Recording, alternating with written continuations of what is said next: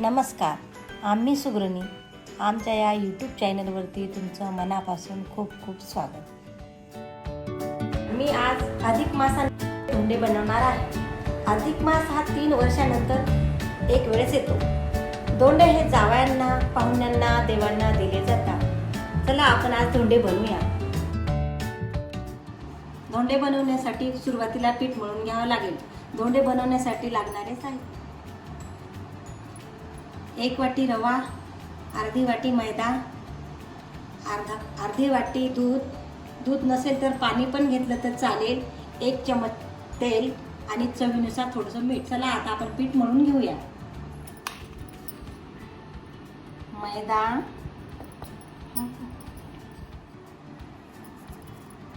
एक चमच तेल,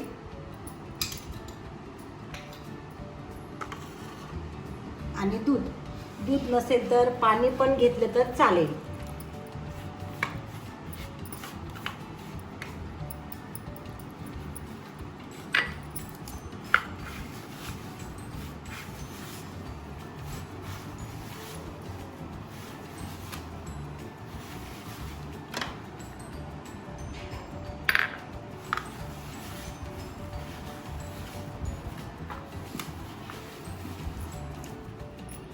चला आता हे पीठ मळून झालेले आहे। आता आपण याला अर्धा तास झाकून ठेवूया। अर्धा तास झाकून ठेवूया। आता आपण धोंड्यामध्ये सारण भरण्यासाठी लागणारे साहित्य तयार करून घेऊया। त्यासाठी लागणारे साहित्य: मी प्रथम 1 वाटी खोबऱ्याचा किस घेतलेला आहे आणि 2 चमच खसखस घेतलेली आहे, ड्रायफ्रूट, 1 चमच विलायची, 1 वाटी पिठी साखर दळलेली। सुरुवातीला आपण आता खोबरं भाजून घेऊया।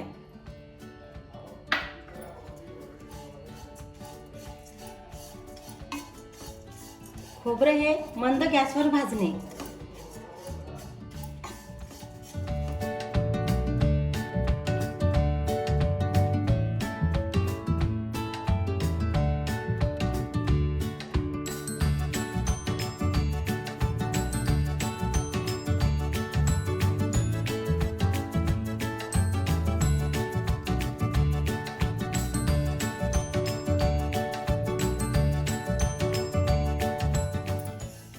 आता खोबरं भाजून झालेलं आहे।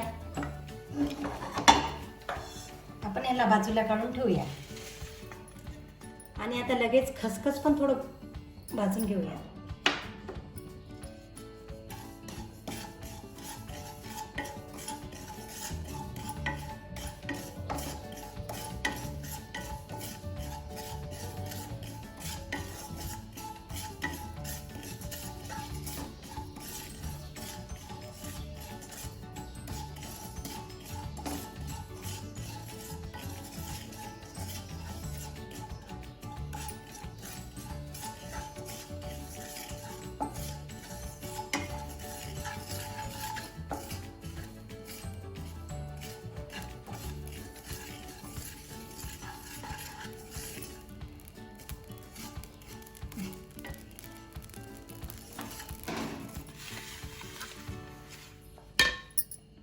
आपण आता साखर टाकूया, ड्रायफ्रूट टाकूया आणि विलायची पूड टाकूया। मिश्रण आता एकत्र मिसळून घेऊया आणि हाताने थोडं बारीक करून घेऊया, म्हणजे खोबरं बारीक होऊन जाते।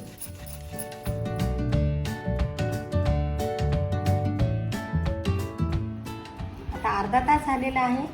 पीठ खूप छान भिजलेलं आहे। चला आता आपण ह्याच्या लाट्या करूया आणि धोंडे करायला सुरुवात करूया। मी आता छोट्या छोट्या लाट्या पहिल्यांदा बनवून घेते।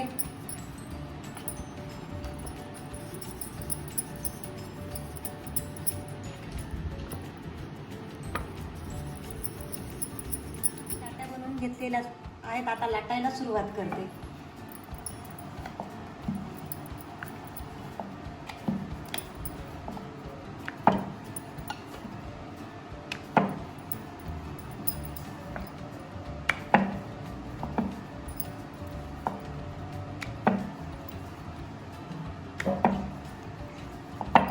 छान लाटे, अगदी पातळ लाटलेली आहे.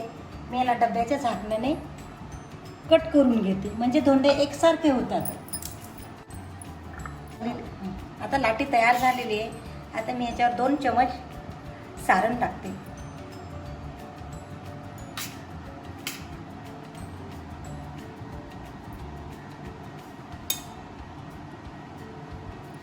आणि पूर्ण बाजूनी पाणी लावून घेणे.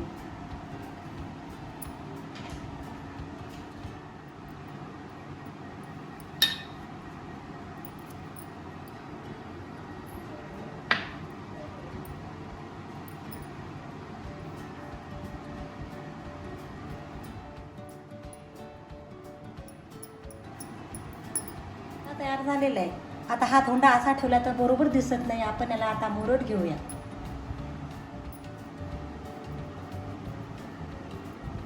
आता मुरड घेऊन झालेली आहे. शेवटी पाणी लावून चिटकून देणे.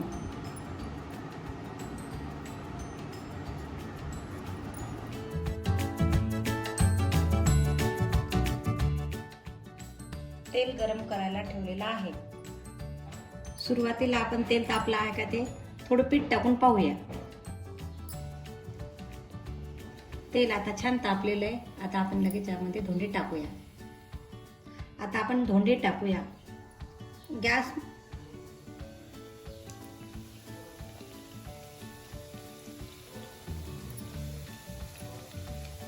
मंद गॅसवर तळणे.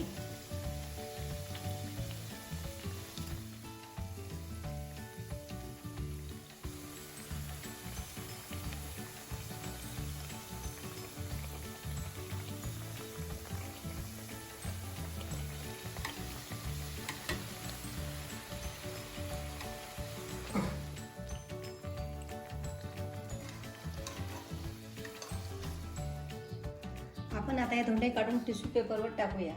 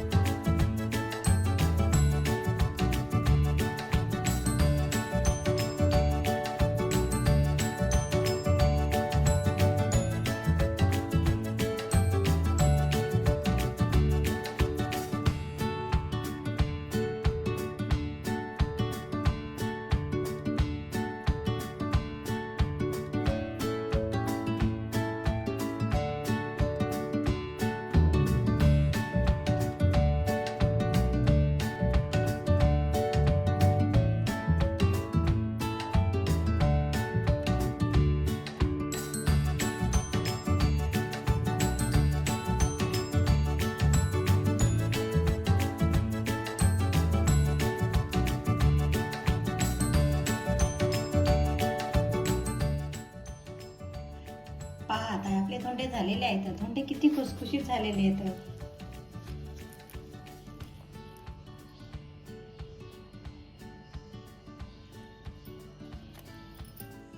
आमच्या चॅनलला सबस्क्राईब, शेअर, लाईक करायला मुळीच विसरू नका. धन्यवाद.